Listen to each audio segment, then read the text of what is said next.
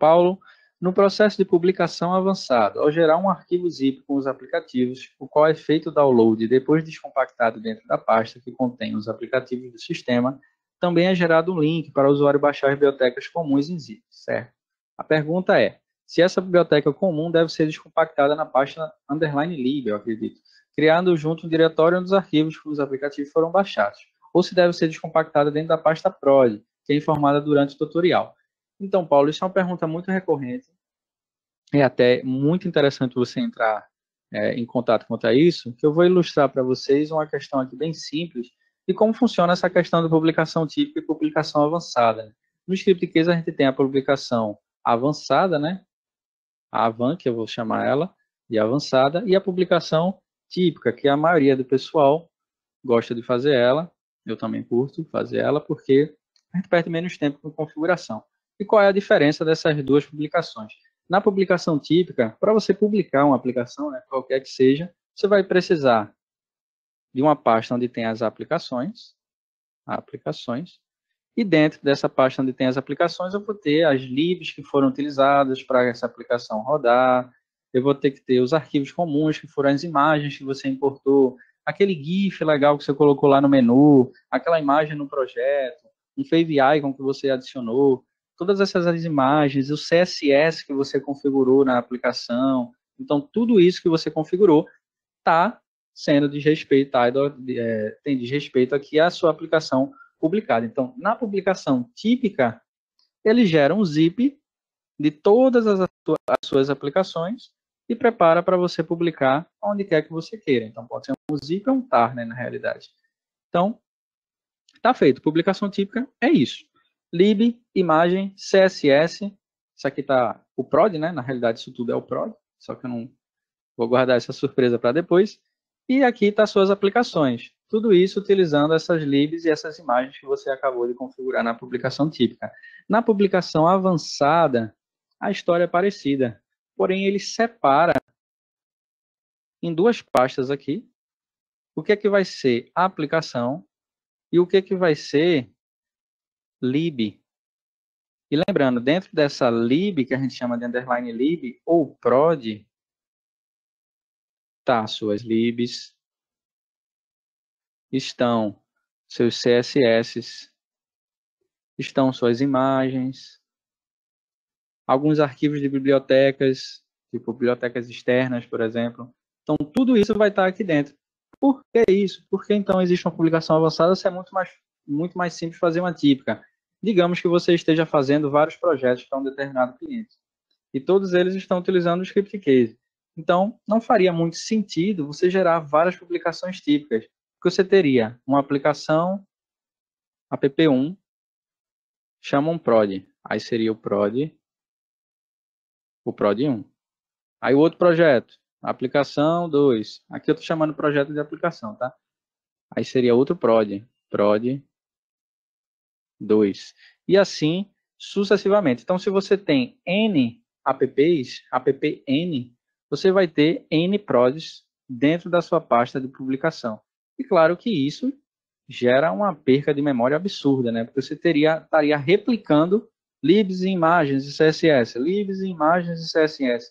Até as imagens poderiam ser diferentes, ou CSS também. Mas as libs seriam exatamente iguais para todas elas.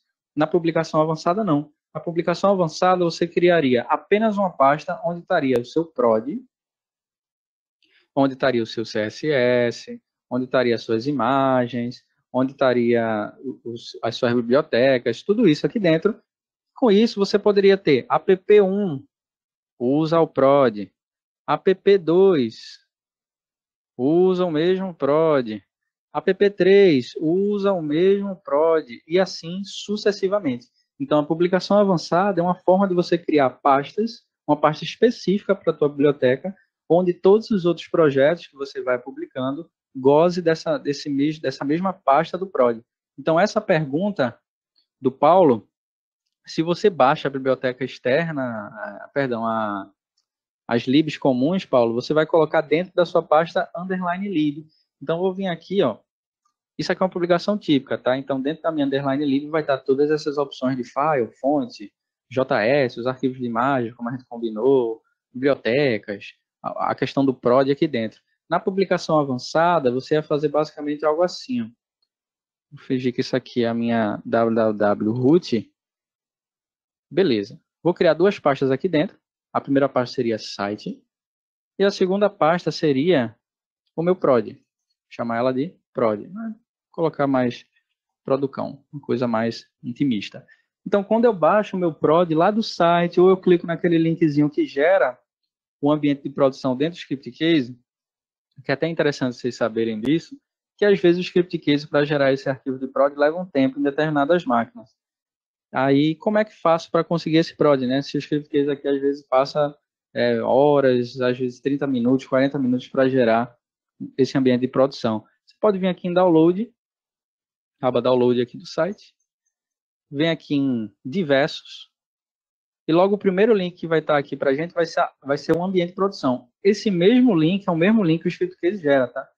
Isso aí basicamente a gente coloca em dois lugares diferentes para o pessoal que tem uma máquina mais limitada, que não consegue gerar esse arquivo de produção que é pesado, é bem denso, é quase 1 GB, chega a 700 e poucos megas, então você consegue baixar isso aqui direto e ter o mesmo resultado. Então, quando você baixa isso aqui, você basicamente vai descompactar aqui dentro desse ambiente de produção, e os seus sites, ou seja, os seus projetos vão estar todos sendo publicados aqui. Então, você coloca aqui, ó, site 2. Aí você cria uma pastazinha e coloca sempre que publicar o teu site 2 aqui dentro, sem as bibliotecas comuns, porque as bibliotecas comuns já foram publicadas dentro do diretório de produção. Então, quando você baixa, Paulo, quando você baixar esse arquivo, você vai descompactar e jogar dentro da underline lib, ou dentro do teu arquivo de produção aí que você está utilizando. Normalmente, quando você faz publicação avançada, os diretórios eles mudam. Não vai vir esse underline lib, porque normalmente o underline lib que você acabou de criar é uma pasta que eu criei ali chamada produção. Então vai existir a pasta prod. Dentro dessa pasta aqui é que você pode fazer também as modificações para atualizar o teu ambiente de produção. Porque quando você baixa, você pode até visualizar. Não é difícil, tá? Se você baixar esse arquivo, eu não vou baixar aqui, vai levar um tempo, vai ter essas pastas aqui, ó, img, vai ter a pasta CEP, vai ter a pasta, deixa eu ver outra pasta que vai estar aqui, file, dentro da pasta file vai ter a doc.img. Então, basicamente, você pode substituir essas pastas e jogar lá, que ela vai substituir tudo, é uma forma até de você atualizar o seu ambiente de produção. Lembrando que hoje, você não precisa fazer mais isso, né? A gente chamava isso aqui de atualização manual do ambiente de produção. Hoje você consegue atualizar um ambiente de produção pela própria ferramenta, né? Pelo próprio prod. Isso fez parte aí das atualizações do script case desses últimos dias. Deixa eu ver aqui no teste 2. Deixa eu ver se eu tenho alguma senha configurada aqui. Deixa eu ver se eu consigo acessar para mostrar para vocês.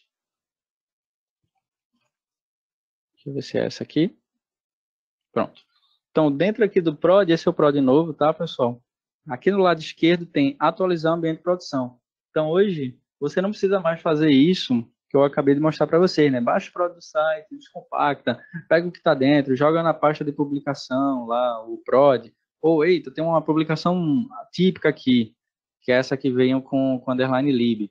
Como é que eu faço para atualizar? Pega o prod e joga aqui dentro. Ele vai substituir tudo isso aqui. Você não vai perder a senha do ambiente de produção, você não perde nada. Ele só vai substituir e você vai ter o prod mais atualizado, sem precisar republicar o projeto inteiro.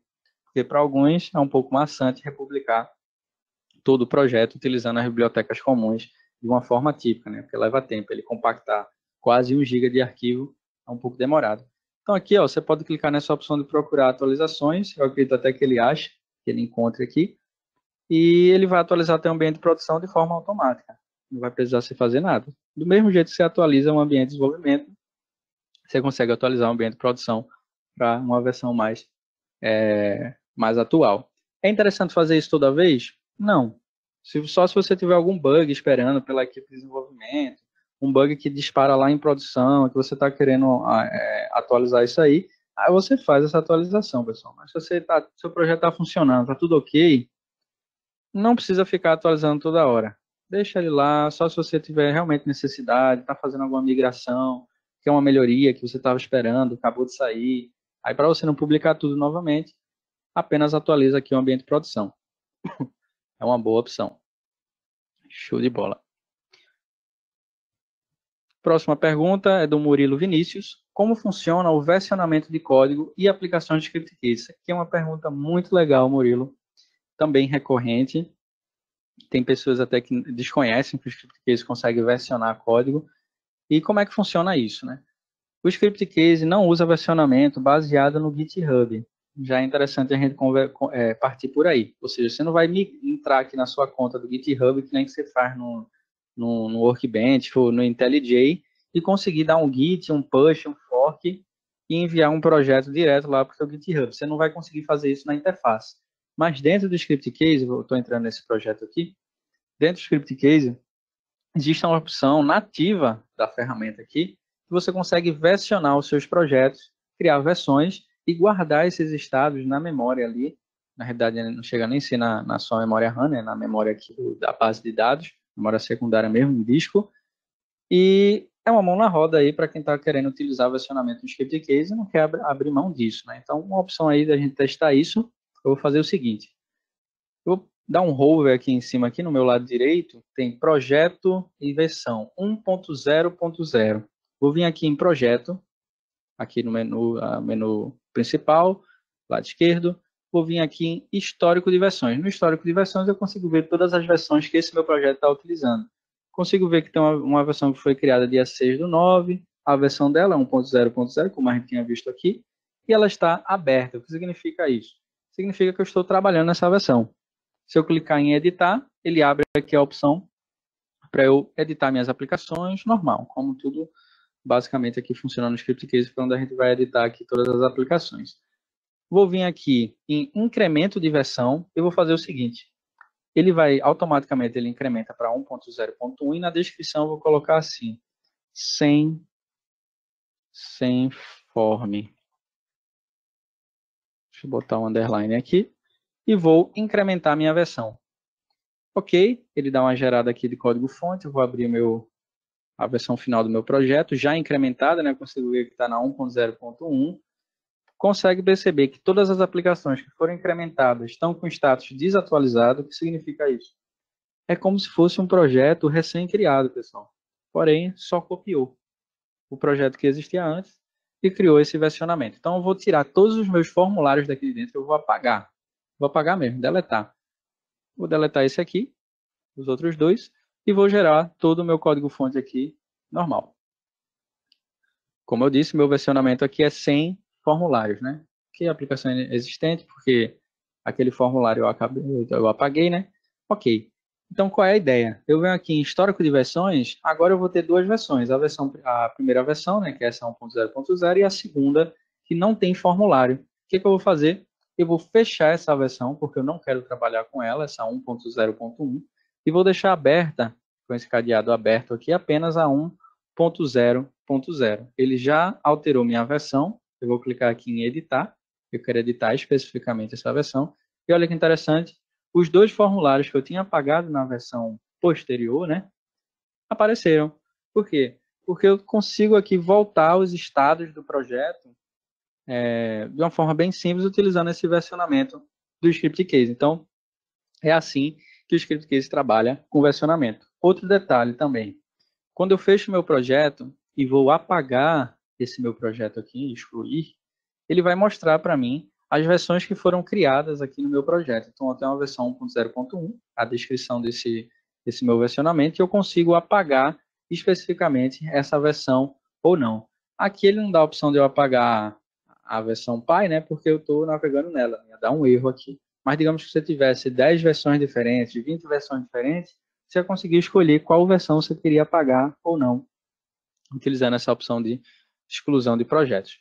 Então, fica aí essa dica aí, pessoal, para quem nunca utilizou o incremento e o histórico de versionamentos aqui do Script Case, ajuda bastante e é uma forma tranquila aí de você não precisar ficar utilizando tanto o Git, né? Ah, se você realmente vai precisar utilizar o Git, aí não tem outra escapatória, pessoal. Você vai ter que ficar gerando um zip de publicação, enviando para o Git, se você quiser comitar já com o ambiente de produção, né? Se não, você comita até apenas o estado do banco, ou o estado das aplicações, mas aí você vai ter que fazer tudo de forma manual. Você vai ter que vir aqui na pasta, www.root, vem aqui no script case, versiona essa pasta, ou versiona apenas o zip de publicação, que fica aqui na TMP, ó, esses zips aqui.